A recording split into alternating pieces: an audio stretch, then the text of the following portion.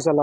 ಕರ್ತನ ನಾಮಕ್ಕೆ ಸ್ತೋತ್ರ ಉಂಟಾಗಲ್ಪಡಲಿ. ಪ್ರೀತಿಯುಳ್ಳ ದೇವ ಜನರೇ, ಯೇಸು ಕ್ರಿಸ್ತನ ಹೆಸರಿನಲ್ಲಿ ನಾನು ನಿಮ್ಮನ್ನು ವಂದಿಸುತ್ತೇನೆ. ಯೆಶಾಯ 48ನೇ ಅಧ್ಯಾಯ 20ನೇ ವಚನದಲ್ಲಿ ವಾಕ್ಯ ಈ ರೀತಿಯಾಗಿ ಬರೆಯಲ್ಪಟ್ಟಿದೆ. ಯೆಹೋವನು ತನ್ನ ಸೇವಕನಾದ ಯಾಕೋಬನನ್ನು ವಿಮೋಚಿಸಿದ್ದಾನೆಂದು ಹೇಳಿರಿ ಎಂದು ವಚನ ಬರೆಯಲ್ಪಟ್ಟಿದೆ.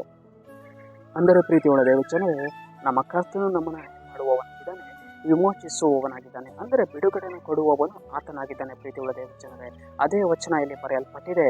ನನ್ನ ಸೇವಕನಾಗಿರುವಂತಹ ಯಾಕೋಬನನ್ನು ಮಾಡಿದ್ದೇನೆ, ವಿಮೋಚನೆ ಮಾಡಿದ್ದೇನೆ, ಬಿಡುಗಡೆ ಮಾಡಿದ್ದೇನೆ ಎಂದು ಈ ಮುಂಜಾನೆ ವೇಳೆಯಲ್ಲಿ ಆತನು ನಮ್ಮನ್ನು ಹೇಳುವವನಾಗಿದ್ದಾನೆ. ಪ್ರೀತಿಯುಳ್ಳ ದೇವ ಜನರೇ, ಅಂದರೆ ಇಸ್ರಾಯೇಲ್ ಜನರನ್ನು ದೇವರು ಏನು ಮಾಡಿದರು?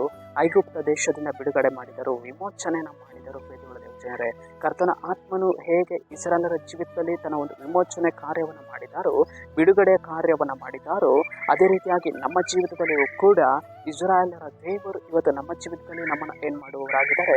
ವಿಮೋಚನೆಯನ್ನು ಉಂಟು ಮಾಡುವವರಾಗಿದ್ದಾರೆ, ಬಿಡುಗಡೆಯನ್ನು ಉಂಟು ಮಾಡುವವರಾಗಿದ್ದಾರೆ.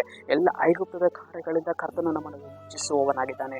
ಎಲ್ಲ ದಾಸತ್ವದ ಕಾರ್ಯಗಳಿಂದ ಕರ್ತನ ಆತ್ಮನು ನಮ್ಮನ್ನು ವಿಮೋಚಿಸುವವನಾಗಿದ್ದಾನೆ. ನಾವು ಹೋಗುವಂತಹ ಮಾರ್ಗಗಳಲ್ಲಿ, ಬರುವಂತಹ ಮಾರ್ಗಗಳಲ್ಲಿ ಕರ್ತನ ಆತ್ಮನು ನಮ್ಮ ಜೊತೆಗಾರನಾಗಿ ಇದ್ದುಕೊಂಡು ಎಲ್ಲ ದಾಸತ್ವದ ಮುಖಗಳನ್ನು ಮುರಿದು ಹಾಕಿ ಕರ್ತನ ಆತ್ಮನು ನಮಗೊಂದು ಜಯವನ್ನು ಅನುಗ್ರಹಿಸುವವರಾಗಿದ್ದಾರೆ. ಪ್ರೀತಿಯುಳ್ಳ ದೇವ ಜನರೇ, ನಾವು ಸ್ತೋತ್ರವನ್ನು ಮಾಡಬೇಕು. ಸ್ವಾಮಿ, ನನ್ನ ಜೀವಿತದಲ್ಲಿ ನೀನು ನನಗೊಂದು ಬಿಡುಗಡೆಯನ್ನು ಕೊಟ್ಟಿದ್ಯಾ, ನೀನು ನನಗೊಂದು ವಿಮೋಚನೆಯನ್ನು ಕೊಟ್ಟಿದ್ಯಾ, ಅದಕ್ಕಾಗಿ ನಾನು ನಿನಗೆ ಸ್ತೋತ್ರ ಮಾಡ್ತೇನೆ ಎಂದು ಕರ್ತನಿಗೆ ಸ್ತೋತ್ರವನ್ನು ಹೇಳಬೇಕು. ಪ್ರೀತಿಯುಳ್ಳ ದೇವ ಜನರೇ, ಕರ್ತನ ವಿಮೋಚನೆ ಕಾರ್ಯ ನಮ್ಮ ಜೀವಿತಗಳಲ್ಲಿ ನೆರವೇರುವಂಥದ್ದಾಗಿದೆ. ಸರಿ, ನಾವು ಪ್ರಾರ್ಥಿಸಿಕೊಳ್ಳೋಣ. ಅಪ್ಪ ಕರ್ತನೆ, ನಿಮಗೆ ಸ್ತೋತ್ರ. ಸ್ವಾಮಿ, ಮುಂಜಾನೆ ವೇಳೆಯಲ್ಲಿ ಕರ್ತನೆ ಈ ವಾಕ್ಯ ಭಾಗ ಸಂದೇಶವನ್ನು ನೋಡ್ತಾ ಇರುವ ಜನಗಳನ್ನು ಸಂಧಿಸು.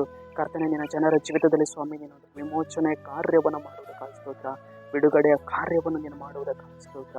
ನಜರೇತಿನ ಯೇಸುವಿನ ನಾಮದಲ್ಲಿ ತಂದೆ ದೇವರೇ, ಆಮೆನ್.